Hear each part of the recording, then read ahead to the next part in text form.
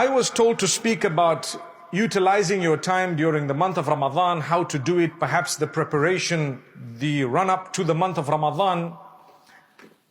And I think one of the most important things for us to note is why the fasting was prescribed in the first place.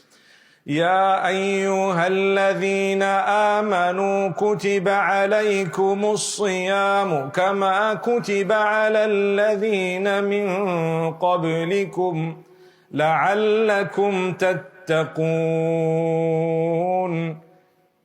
Simple reason made mention of directly. Why did Allah tell us to fast? He says, لعلكم تتقون. That's the reason. O you who believe, fasting has been prescribed upon you just like it was to those before you in order that you achieve taqwa. What is taqwa? When you hear people speak about it, they say the consciousness of Allah, the fear of Allah. What else do they say? They say various other things. I'm sure you've heard consciousness of Allah, taqwa. I'm sure you've heard the fear of Allah, taqwa. There was a question that someone raised a few years back which resulted in a beautiful explanation that I want to share with you. They said, a question from a young lad, why should I be scared of Allah? Meaning that when you say fear of Allah, fear Allah, you know, it's a good question.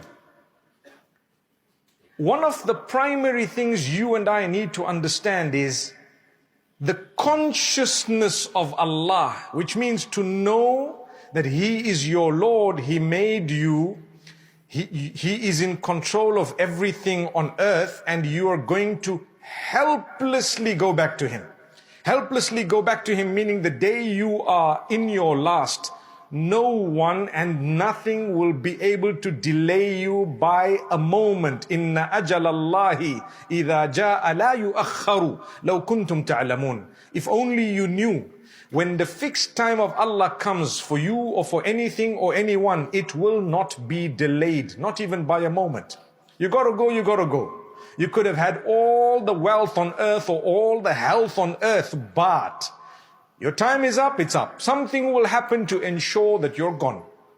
So I need to be conscious of that all the time. All the time, I need to keep thinking about the fact that I came from somewhere, I am somewhere, and I'm going somewhere.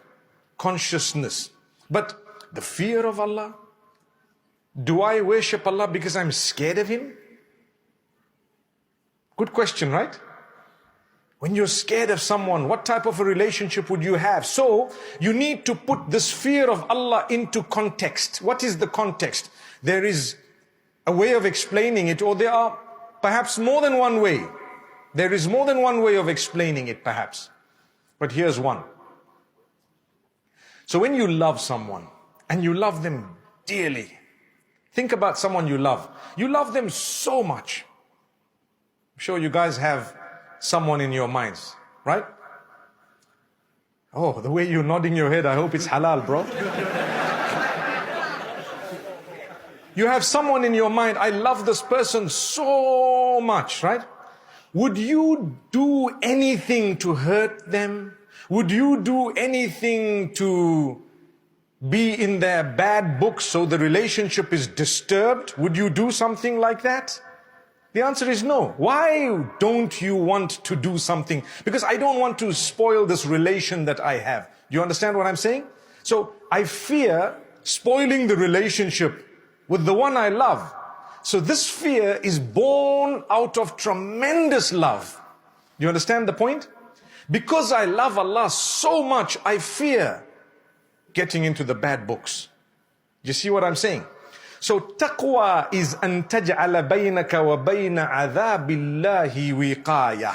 If you look at the deep explanation that some have given, they have said taqwa comes from the term wiqaya, which refers to a barrier. So create a barrier between you and what?